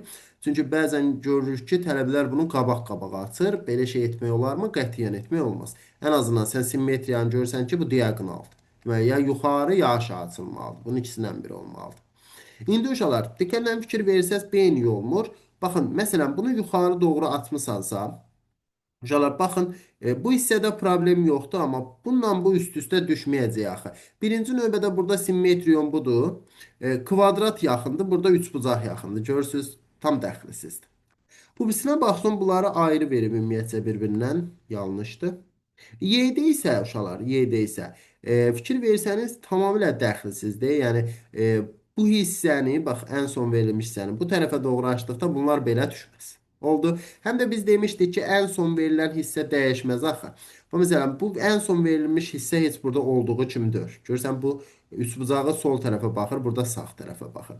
Yəni asan sual və bizə tanış sual olduğundan çox uzatmadan D variantın götürək uşaqlar. D variantında gördüyünüz kimi bütün hər bir şey üst-üstə düşür. Hansı ki burada yenə də demək istəyirəm, müəyyən şeylərə toxunum. Baxın, bunlar üst-üstə düşür gördüyünüz kimi. Bunlar üst-üstə düşür. Üçbucağa bunu tamamlasaq, digərinin üzərini açdıqda həqiqətən heç bir problem olmur şəklimizdə. Daha sonra keçid edirik 83 nömrəli testə. Yenə uşaqlar şəkil ardıcılığıdır. Yenə mən burada hər birinə ayrı-ayrı baxacağam. Fikir verirsinizsə uşaqlar, burada bizdə 3 dənə çöldə fiqur var, bir dənə içəridə. Baxın, o içəridəkini də nəzərə almalısınız. Elə birinci növbədə bu qara ilə geçsəm, qara baxın saat əqrəbinin əksi istiqamətdə hərəkət edir. Hansı ki sağdadır, soldadır, aşağıdadır. İndi yenə sağa keçəcək. Sağa keçən ya B-dir, ya Y-dir. İndi uşaqlar, məsələn, bu içəridəkinə elə fikir versəz bəs eləyir məncə. Baxın, bu yuxarıdadır. Yarım dama gəlib elə bil ortaya. Sonra yarım dama gəlib, baxın, düşüb aşağı. Sonra yarım dama gələcək ortaya. Yəni, ortada olan bizdə burada C variantda qalıb bir şey uşaqlar. Baxın, qara sağda olan 3 dənə variant. Elə ortada olan bizdə hansı oldu? C variantı düzgün oldu. Digərlərində eyni formada izləyib takip edəndə eyni yerdə olduqlarını görəcəksiniz. Daha sonra 84 nömrəli sualımıza baxaq. 84 nömrəli sualımız biraz çətin sualdır. Diqqətlə qulaq asınız artıq buna. Məsələ nədən ibarətdir? Birinci növbədə uşaqlar bizə deyir ki, 70 nəfərlik bir qrup var. Yəni qrupda ümumi uşaqların sayı 70-dir. Və onların içərisində ingilis, alman, rus dillərini bilənlər var. Təbii ki, bilməyənlər də var. Birin bilib, ikisini bilməyən, ikisini bilib, ikisini bilən, birin bilməyən və s. Onu mən tez qeyd edirəm ki, D yazıram uşaqlar.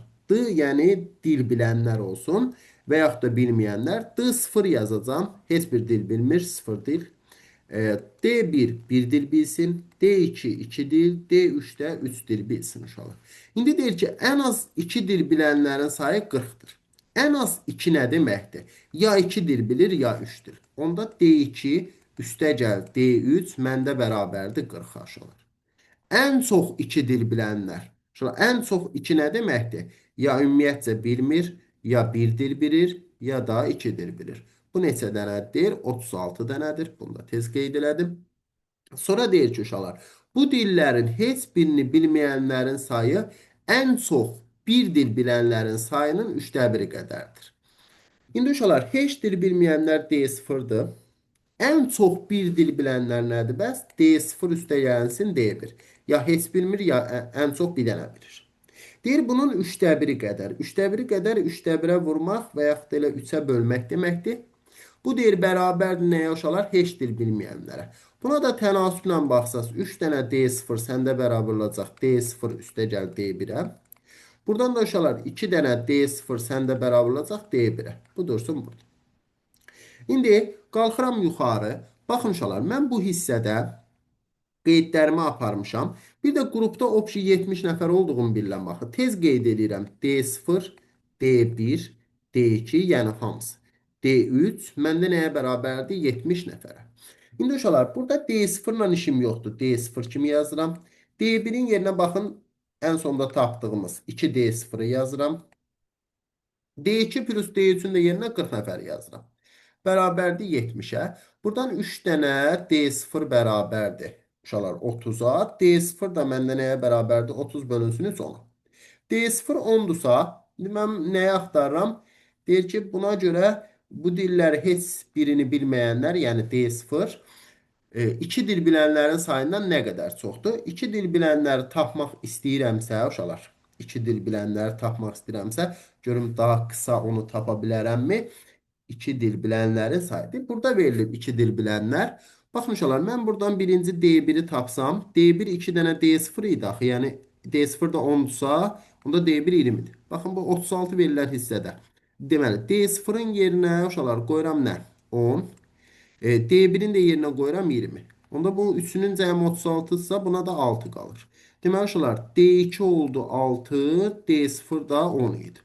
Nə qədər çoxdur deyir? 4 dənə çoxdur. Uşaqlar, neçə dəfə çoxdur demir ha, neçə dənə çoxdur deyir. Ona görə çıxma ilə edirik, yəni bölməklə etmirik. Daha sonra keçid edəcəm 85 nömrəli test tapşırığına. Görək orada nə deyir bizə?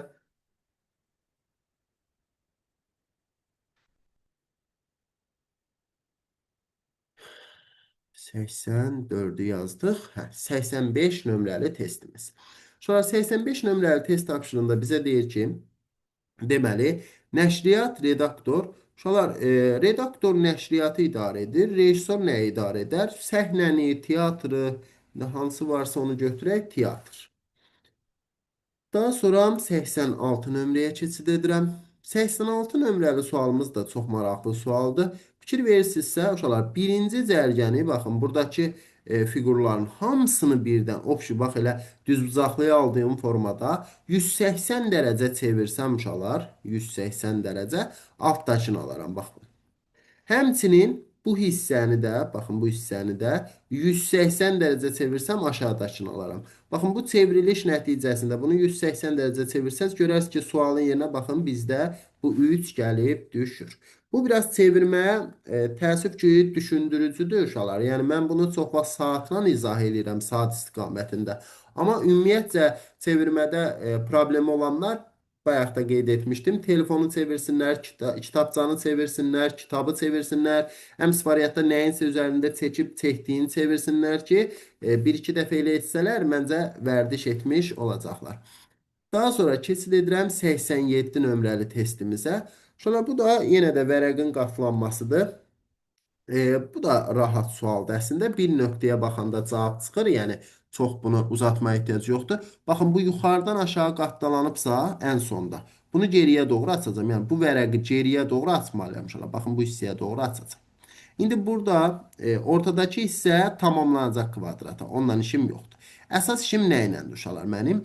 Baxın, burada gördüyünüz hissə qalxıb yuxarıda öz əksini görməlidir. Düzdür? Amma aşağı hissəsində heç nə qalmır. Çünki aşağı hissəsi yoxdur, boşluqdur.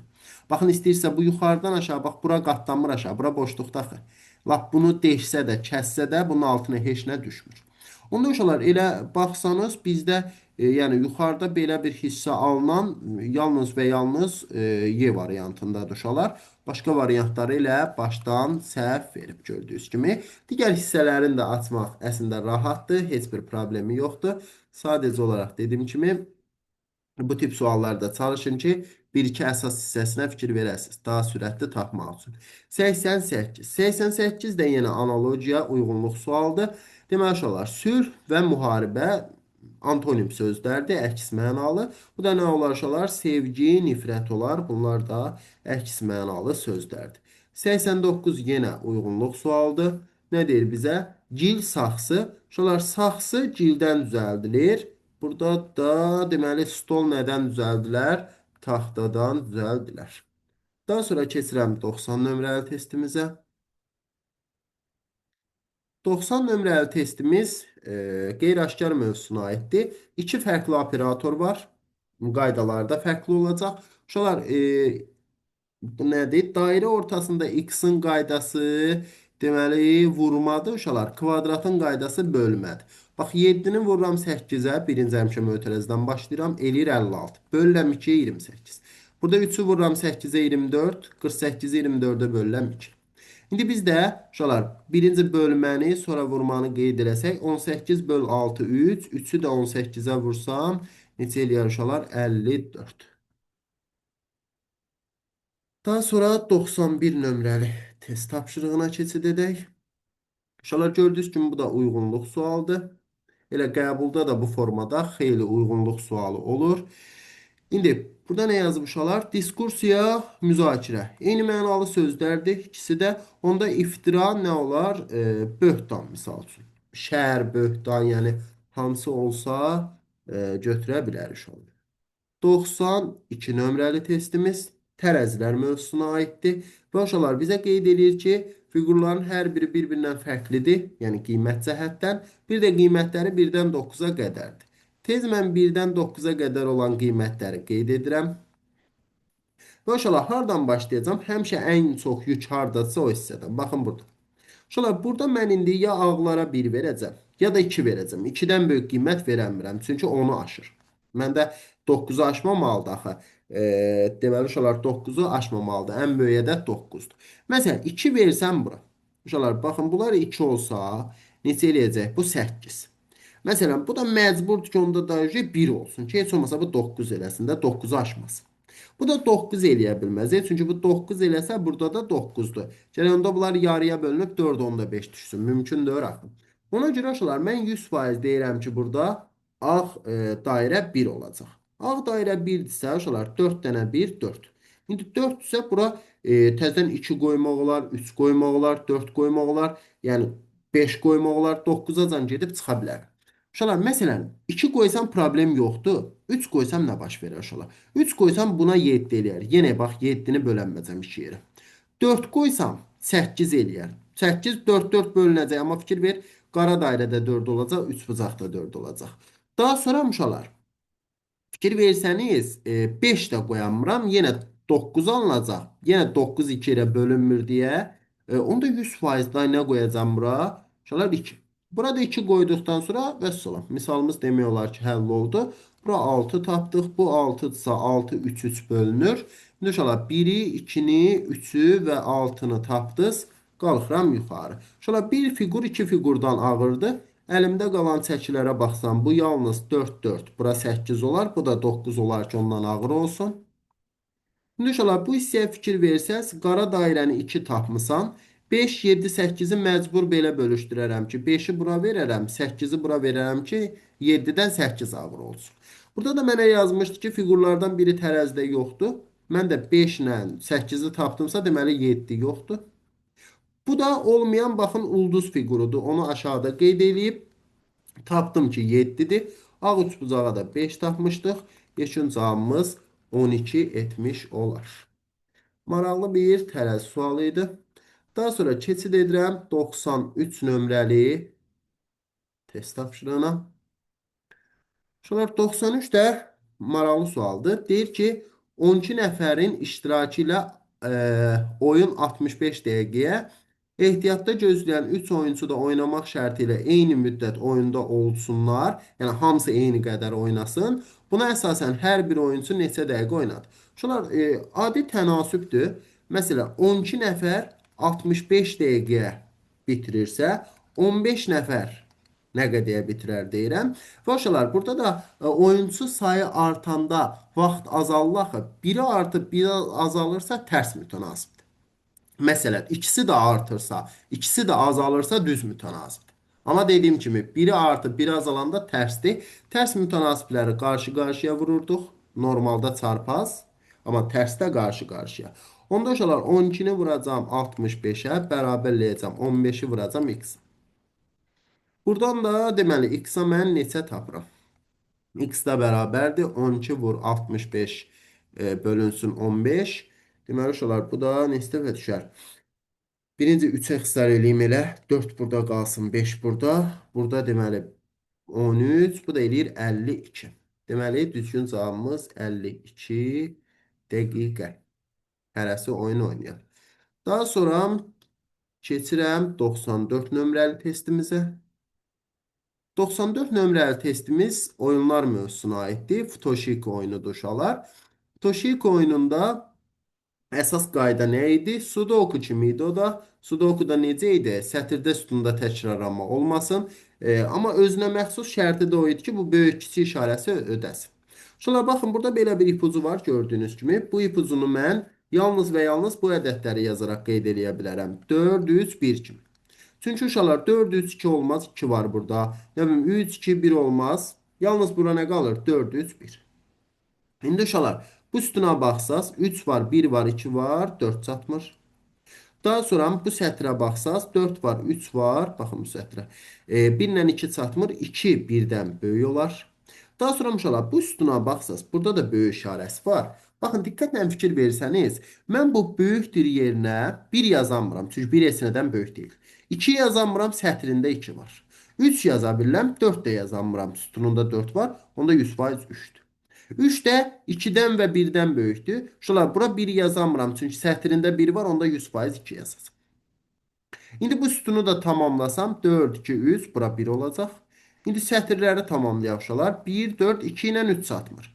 Bax burada 2 var deyə bura 3 olur. Bura 2 olur. Sonra 3, 2 var, 1 ilə 4 çatmır. Burada 1 var deyə bura 4, bura 1 olur. 2, 1 var, 3 ilə 4 çatmır. Burada 4 var deyə bura 3, bura 4 olur. Və salam uşaqlar. Deməli bizdən nə istəyir? A plus B-ni. A-ya 2 tapdıq, B-yə 4 tapdıq. 2 plus 4 yekun cavab bizə verər 6-nı. Bu oyunların içərisində ən maraqlılarından biri elə Futoşikidir uşaqlar. Daha sonra keçid edirəm 95 nömrəli testimizə. Hə, saat məsələsi çox maraqlı məsələdir uşaqlar. Bir balaca da hesablanması var. Bizə deyir ki, saatın dəqiqə əqrəbinin uzunluğu 2 santim, saat əqrəbinin uzunluğu 1 santim. Özüm üçün burada 2 dənə saat quracağım. Çünki bir 10-30 üçün, bir də 11:00 üçün. Deməli uşaqlar, saatı yüngülvari sxemlərini çəkəcəm. Deməli 12-sin, 6-sın, 9-un və 3-ün. Əsas bu. Bu tərəfdə də yenə 12-sin, 6-sın, 9-un və 3-ün. Uşaqlar, indi 10-30-u göstərməkdən ötürü, baxın belə 11-də qeyd edək burada. 10-30 nə deməkdir? 11-in yarısı. Yəni tam bu xırda əqrəb 11-in üstündədir. Biraz aralıdadır. Uzun əqrəb isə tamı tamına 6-nın üstündə olmalıdır ki, 30 olsun. Uzun əqrəb 2 santimdir, qısa əqrəb 1 santim. Bu birisində 11:00-sa uşaqlar, burada qısa əqrəb 11-in üstündə, uzun əqrəb isə tamı tamına 12-nin üzərində olacaq. Uzun əqrəb 2 santimdir, qısa əqrəb 1 santim. Bunları qeyd elədim. İndi bizə deyir ki, 10:30-dan 11:30-a qədər dəyişən zaman dəqiqə əqrəbinin yer dəyişdiyi sahə saat əqrəbinin yer dəyişdiyi sahədən neçə dəfə böyük olur? Ay uşaqlar, dəqiqəyə ayrı, saata ayrı baxacam. Fikir verirsinizsə, birinci dəqiqəyə baxsam, baxın, dəqiqədə, elə bir saat yoxdur heç birində, sırf dəqiqəyə baxıram. Dəqiqədə 6-dan 12-yə gedib. Yəni, uşaqlar 180 dərəcə gedib. Baxın, və yaxud da başqa cür desək, yarım dairə gedib. Onda mən bunun yerləşdiyi sahəni yarım dairə ilə hesablayacağam. Yarım dairənin sahəsini bilirsiniz necə hesablanır? Pi r kvadratı bölünsün 2 ilə. Uşaqlar pi pidir, işim yoxdur, verməyib mənə. Eyni də ki, elə öz uzunluğu da 2-dir. 2-nin kvadratı 4 bölürəm 2-yə. Uşaqlar, ixtisar getsə 2 pi tapıram bunu. Yəni, bu nə oldu məndə? Dəqiqə əqrəbinin sahəsi. Qarşısına yazıram dəqiqə. İndi saata da baxanda dəqiqəni görməyəcəm uşaqlar. Saat əqrəbində bəzi bilgiləriniz olmalıdır. Məsələn, bunu əzbərdən yadda saxlayın ki, saat əqrəbi 1 saata, yəni 60 dəqiqəyə dönəcək uşaqlar 30 dərəcə. Yaxşı, 60 dəqiqəyə həmişə 30 dərəcə dönəcək. Bu da necə tapılır, onu da göstərim sizə yeri gəlmişkən. Baxın uşaqlar, bizim saat əqrəbimiz 1 saat, daha doğrusu deməli e, bir tam dövr nə qədərdir? 360 dərəcədə 12 saata vurur. Razısınız məndən? 12 saat. İndi mən də deyirəm ki, 1 saata bəs neçə dərəcə dönər? X. X-a burada nə tapıram? Uşaqlar tapıram. Sürü sayın 30. Yəni tənasüblə tapıram 30. Ona görə deyirəm ki, elə əzbər yazıda saxlayın ki, 60 dəqiqəyə 30 dərəcə dönər. İndi uşaqlar baxın, billə maxı 10:30-dan 11:00-a 30 dəqiqə keçib. Onda tənasübü belə qururam. 60 dəqiqə 30 dərəcə keçibsə, çönürsə, 30 dəqiqəyə neçə dərəcə çönər? X dərəcə. Deməli 60 dəqiqə yox, yerin çəkilmi? Üzrü sayın. Deməli 60 dəqiqə 30 dərəcə çönübsə, yox düz yazmışdım da. 30 dəqiqəyə neçə dərəcə çönər? Hə, düz yazmışdım. Deməli uşaqlar x-a da buradan tapırıq 15 dərəcə. 15 dərəcə çönmüş olur. İndi məsələ nədir? Bax, hələ mən saatla işləyirəm, amma dəqiqə əqrəbini görmürəm. Dəqiqə ilə işim qurtarıb. İndi saat əqrəbinin ümumiyyətcə hərəkəti ilə sahəni hesablasam, uşaqlar baxın, belə bir şey deyim də, normalda ümumi sahəni hesablamaq üçün pi r kvadratına istifadə edəcəm. Pi r kvadratında pi pi'dir, bunun da eri 1'dir. Yəni elə 1'in kvadratı 1, elədi pi. Sonra, amma bu 360 dərəcə opşi getsəydi. Amma bu neçə dərəcə gedib? 15 dərəcə gedib. Onda mən yenə təzə bir tənasüb qururam. 360 dərəcəyə pi uyğundursa, 15 dərəcəyə nə uyğun olar? Bundan çıxır artıq. Bu da eləyir uşaqlar. 15 pi bölünsün 360. 15 ilə də 360 ixtisar getsə pi bölünsün 24. Bu da oldu uşaqlar saatın sahəsi. Baxın bunları tapmışam. İndi bizə deyir ki, dəqiqə əqrəbinin yer dəyişdiyi sahə, saat əqrəbinin yer dəyişdiyi sahədən neçə dəfə böyük olar? Deməli 2 pi-ni böləcəm pi böl 24-ə. Belə olanda da tərsinəsinə vururduq uşaqlar. Yəni 24 bölünsün pi-yə vururduq. Bu da neçə eləyəcək? 48. Yəni düzgün cavabımız 48.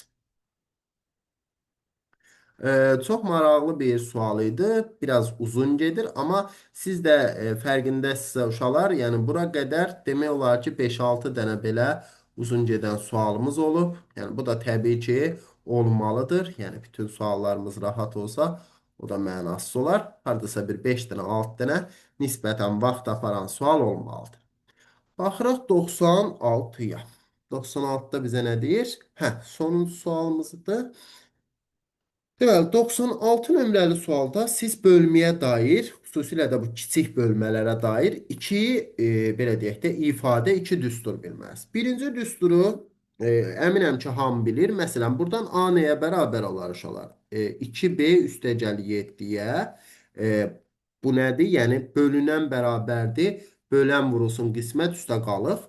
Burada da uşaqlar B bərabər olar 4C üstə gəlinsin 5-ə. İndi hamısında bunları yazacağım. A bərabərdir məndə. Deməli 2B üstəgəl 9-a.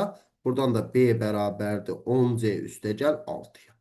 Buradan da uşaqlar A bərabərdir 4B üstəgəl 12-yə. Buradan da B bərabərdir 4C üstəgəl 9-a. İndi məsələ nədən ibarətdir? Bunu bildik. Əla. Və fikir verirsinizsə, uşaqlar, burada məndə variantlarda, yəni sual hissədə ancaq məndən minimumu istəyir. Hə, uşaqlar, maksimumu və dəqiq qiyməti istəyə bilməz. Ona görə ancaq minimumu istəyir. Nəyə görə istəyə bilməz? Çünki uşaqlar, burada bir neçə dənə versiya yaranır və bu versiyalara diqqət yetirsəniz, mən burada ancaq minimumu dəqiq tapa bilərəm. Maksimum çoxdur, yəni nə qədər desən olar. İndi diqqət yetirirəm nəyə? Bax, bölmənin, bu tip bölmənin xüsusilə də ikinci ən önəmli qaydası nədir uşaqlar? Bölən həmişə böyük olmalıdır qalıqdan. Bax, məsələn, buradan yanaşsam bu hissədən, C həmişə böyük olmalıdır 5-dən. Əgər böyük olmasa, qalıq qalmaz zaten. Düzdür? Məntiqi ondan ibarətdir. Onda C əgər 5-dən böyük olmalısa, minimum neçə olar? 6 olar da uşaqlar. Amma maksimumu soruşa bilməz. Axı 5-dən böyük həm 1 milyon dolar. Misal üçün deyirəm. Hər şey ola bilər. Ona görə bizdən minimumu soruşmaq məcburiyyətindədir. İndi mən burada C-ni minimum 6 götürürəmsə, bax elə birinci ifadədə C-nin yerinə 6 yazsam uşaqlar, B-yə belə bir qiymət tapıram ki, 4 vur 6 24, üstə də 5 gələndə 29. İndi B-ni niyə tapdım birinci? Çünki baxın A-nın qiyməti B-dən asılıdır. B-ni tapmasam A-nı bilmərəm axı. Onda B 29 burada da 29'dur. 2'ni 29'a vurup üstüne 7 gəlsəm 58 üstə 7 A da eləyəcək 65. Bunu da bildik. Keçək eyni qaydanı ikincidə tətbiq eləyək. Uşaqlar C-yə baxsaz, C altdan böyüksə minimum 7 götürərəm. C 7-dirsə B-yə 76 tapıram. A-ya da uşaqlar, deməli B 76-dırsa 152, o da 9. Deməli 161. Üçüncüdə uşaqlar C 9-dan böyüksə 10 götürürəm. C 10-dursa bu eləyir 49. Bu da deməli 49-sa 196, o da 12. 208. Deməli A da bərabərdir 208-ə. Vəssalam uşaqlar. B-nin də A-nın da minimum qiymətlərini tapdıq. İndi burada qeydlərimizi aparaq. Deməli 1 var, 2 var, 3 var. Uşaqlar birincidə A-ya minimum 65 tapmışam. Varmı? Yoxdur. B-yə 29 tapmışam birincidə var. Bax bu D. Minimum B 29'dur 1'ə. Sonra uşaqlar A 161'dir minimum. Delə A-da var. Bu 2'yə uyğundur. B-yə baxaq 76. Bu da var uşaqlar. Baxın bu da C-dədir. Deməli həm A həm C uyğun oldu 2'yə. Uşaqlar üçüncünün A-sı 208'dir. 208 B-dadır. 3'ə B. B'si 49'dur uşaqlar. Diqqətlə fikir versəz.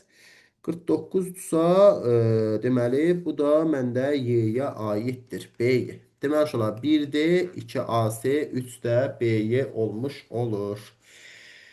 Belə, ümid edirəm ki, bu videonun, bu sualların hər birinizə bir faydası olmuşdur. Biraz yorğun ola bilərəm. Əgər ki, nəsə bir belə deyim, rəqəmdə və sairədə problem olubsa, üzrü hesab edəsiz. Sağ olun, var olun. Gecəniz xeyrə qalsın.